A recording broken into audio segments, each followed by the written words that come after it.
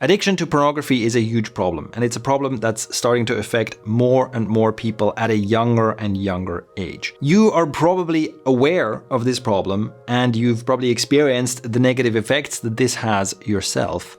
And maybe you're wondering, should it just be banned?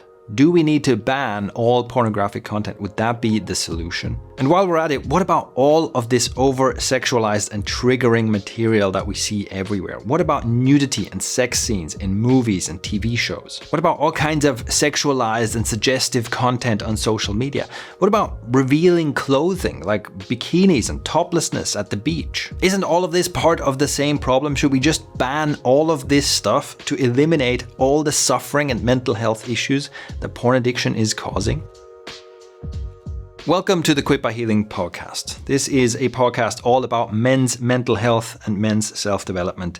And the main topic we are starting with is the topic of porn addiction, because addiction to pornography is such a huge issue in the lives, especially of many young men. It's one of the main things that stands in the way of young men really living up to their full potential and living the lives they want.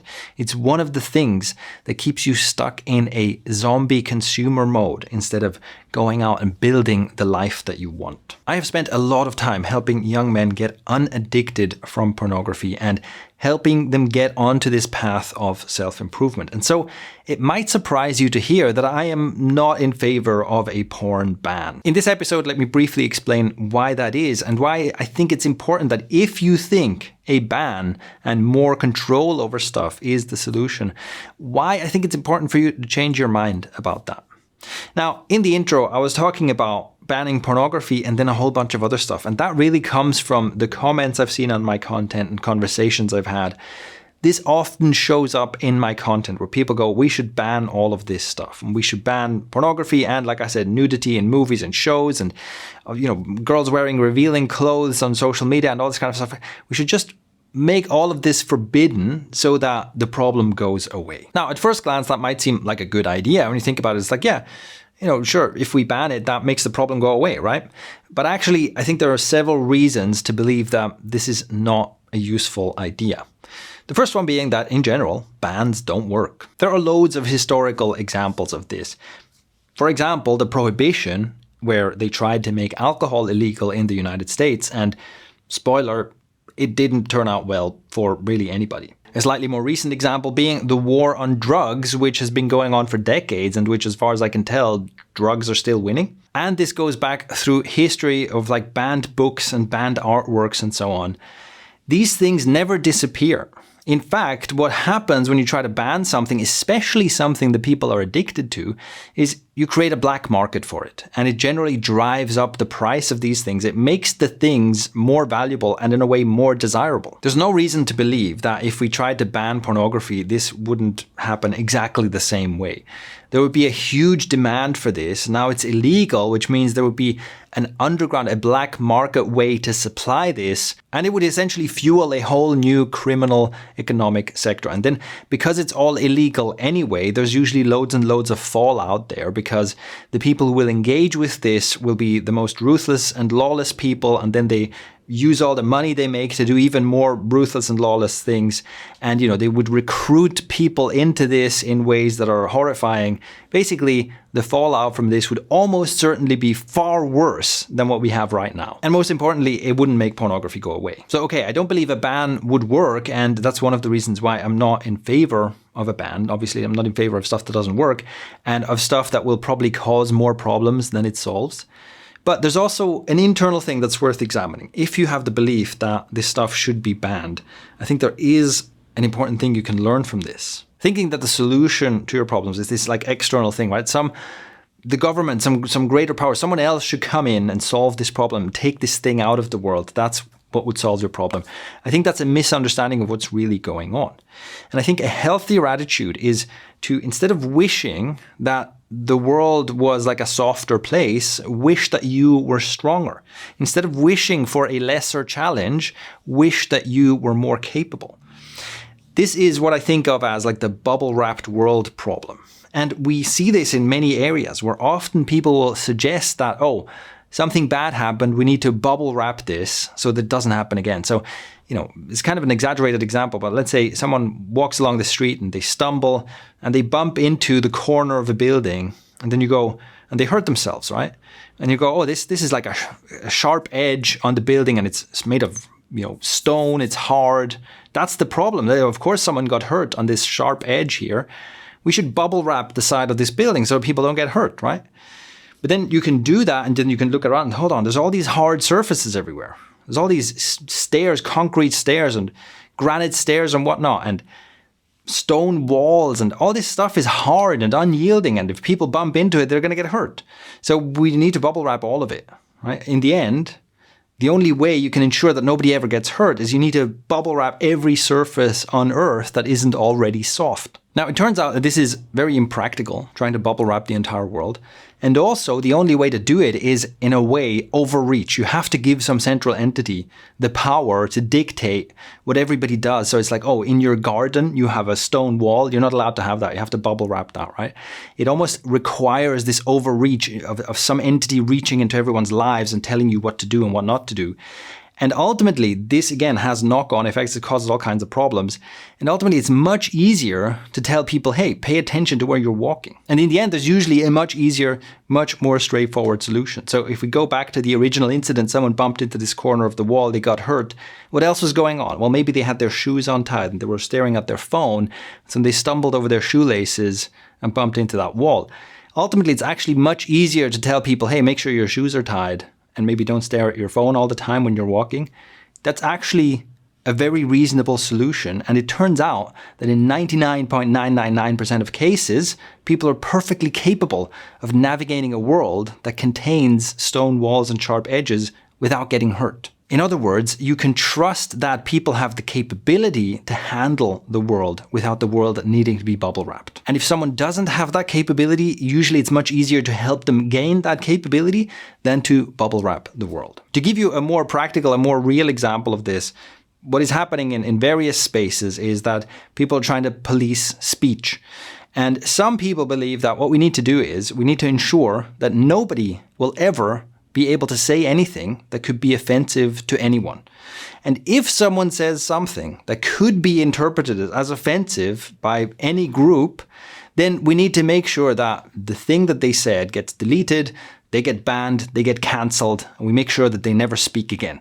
So that eventually, if we do this enough, right, if we control everyone's speech, and if we have like a very comprehensive list of all the words you're not allowed to say, all the things you're not allowed to say, because they could hurt someone's feelings or hurt someone's sensibilities or whatever, then, and we cancel everyone who ever said a bad thing, then eventually we live in a world where nobody will ever say anything that will ever offend anyone. And again, this is not a practical solution. This is not going to work. This is not going to happen.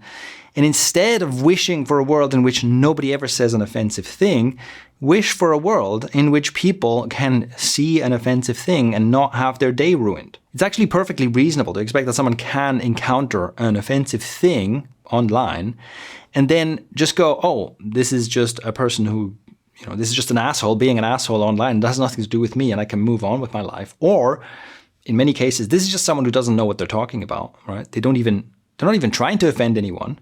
They don't even know that this word that they're using is one that we're not supposed to use anymore. And again, I can just move on with my life. This is not a problem I have to solve. It is also perfectly reasonable, although maybe slightly more optimistic, to assume that people can resolve conflict.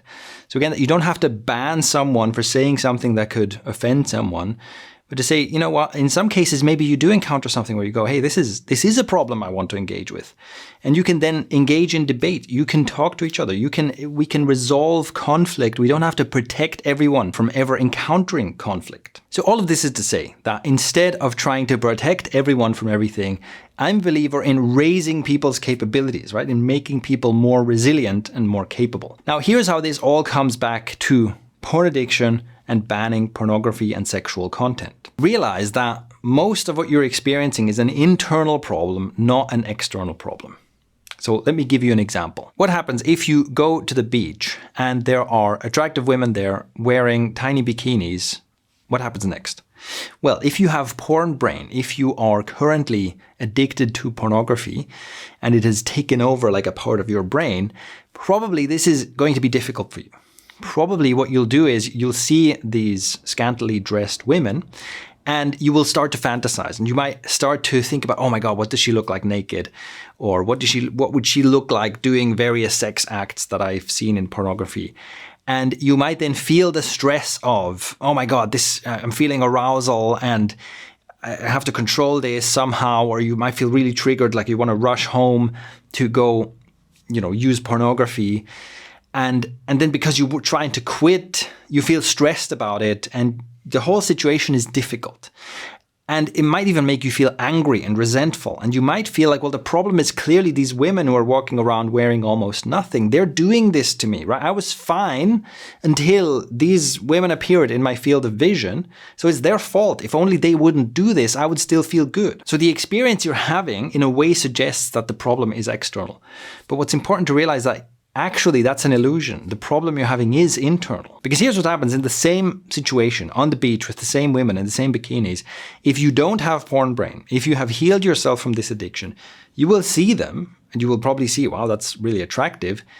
And then you'll move on with your life. It doesn't do anything else to you. You don't immediately start fantasizing. And in fact, from my experience, what I can say is that I usually see something like this. And even if I'm seeing someone who's really beautiful and really sexually attractive, it doesn't trigger arousal in a very acute way. I just kind of look at it and go, oh, that's kind of sexy. And then I move on. And there's a huge difference because basically I'm present to what's happening. For me, this is one of the biggest differences between like having porn brain and not having porn brain.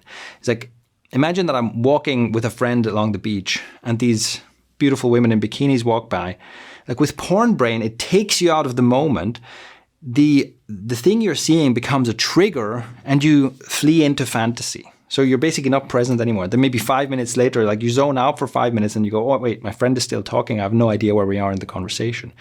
Whereas without porn brain, it doesn't take you out of the moment, right? You're engaged in the conversation with your friend. You see the beautiful people walk by. You go, oh, that's kind of sexy. And you go back to the conversation without missing a beat. In other words, if you're not captured by this addiction, you realize that the women in bikinis on the beach are completely harmless. And the same is true for nudity in movies and shows and sexually suggestive content on social media and all kinds of stuff. Realize that if all of this stuff is heavily triggering for you, that is an indication of how addicted you still are. And the more you remove yourself from this addiction, the more your brain heals, the less of a problem this becomes in your life. And look, everybody's going to draw a line somewhere, because I'm not suggesting that it is a good idea for you to scroll through sexually suggestive content on social media all day, especially if you're a recovering porn addict. Look, I don't do that. I don't use social media in general because social media causes the same dopamine problems in the brain that pornography does, just maybe at a slightly milder rate. But that still doesn't change my opinion on the bans because, yes, of course, I avoid pornography because it's highly addictive. It comes with all these dopamine problems, mental health problems, and so on. But I don't need a government to ban pornography for me. I can ban it from my life, and I've done so. And the same is true for social media content and whatever else. You don't need someone to ban this. You can ban it off your phone right now. If you constantly get triggered on Instagram, you can delete Instagram right now. For me, I draw the line somewhere there. I don't want to be on social media. I have no interest in seeing constantly sexually suggestive content, even if it's non-pornographic. But I don't mind being at the beach. I don't mind nudity in a movie if it's a good movie. Then fine, right? It doesn't bother me.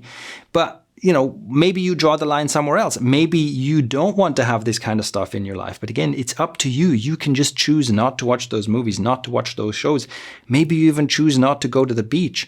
But it's your choice. So all of this is to say that I believe that the solution to the pornography problem is a personal one. The best thing that we can do about this is empower ourselves to not become addicted to these things, and then pass that on to the people in our lives. I think this becomes especially important when you have younger siblings or people who look up to you or children of your own, because the whole problem is, again, well, especially with young children, we want to protect them from this stuff. And guess what? It's already illegal. Basically, in every country I know of, it's illegal. But young kids under 18 are not allowed to view pornographic content. But like I said, bans don't work. So generally, they find a way to do it anyway. And the only prevention here is not more government overreach. It is really what is the family unit doing? What are the people around that kid doing to protect the kid from these influences, and also to show them how to be resilient? Right? How do you avoid the constant temptation? How do you avoid just becoming a consumer zombie? I think the thing we need the most are people who role model this, are people who show that there is a way to be self-responsible and to empower yourself to not just go with the mainstream, go with the flow, and essentially lead this life of mediocrity and suffering. So that's my take on the whole porn ban question and on self-responsibility. I'm a huge believer in people's ability to level up their capability, to become more resilient, to become stronger, to become a better version of you, that no matter what the world around you does, you're not that easily shaken. And here with Quit by Healing and everything I do in the Quit by Healing program and in the Quit by Healing community, which you can find in the link in the description, that is exactly what I'm teaching. So if you have any questions or rebuttals to this, please let me know. You can find the link in the description to leave a voice message, or you can leave a comment on the YouTube version of this. So I'd love to hear back from you, and if you enjoy the kind of content I make, and if you appreciate that I'm putting in the work to get this message out, you can help me by simply engaging with my content, by giving it a rating on your podcast app or giving it a thumbs up, leaving a comment. Any kind of engagement will teach the algorithm to show this to more people. And I truly believe that the more people see this and understand this, the better off we are. So with that, thank you for listening, and I'll see you in the next one.